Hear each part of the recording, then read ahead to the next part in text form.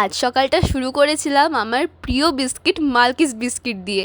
আর এরপর লাঞ্চের মেনুতে মা বানিয়েছিল আম দিয়ে টক ডাল, তার সাথে ঝাল ঝাল আলুর চোখা আর মচমচে গরম গরম পেঁয়াজি, আর ছিল ট্যাংরা মাছের ঝাল আর আমার প্রিয় ভোলা মাছের ঝাল। আমি যতই অন্যান্য কোনো ডাল খেতে ভালোবাসি না কেন, কিন্তু এই আম ডাল হলো আমার কাছে সব থেকে সেরা।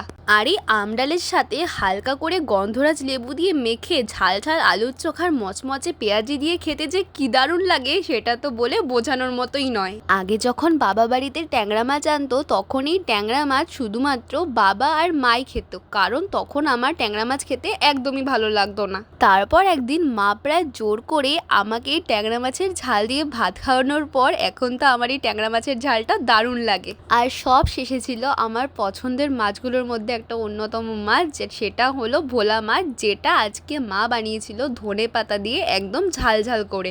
আমি আবার খুব একটা ঝাল খেতে পারি না ঠিকই, কিন্তু আমার মা যখন এই মাছের ঝোলগুলোকে ঝাল ঝাল করে রান্না করে তখন কিন্তু আমার খেতে দুর্দান্ত লাগে। আর আজকে লাঞ্চের ভিডিওটা এখানেই শেষ করলাম, দেখা হচ্ছে নেক্সট শর্টসে। টাটা।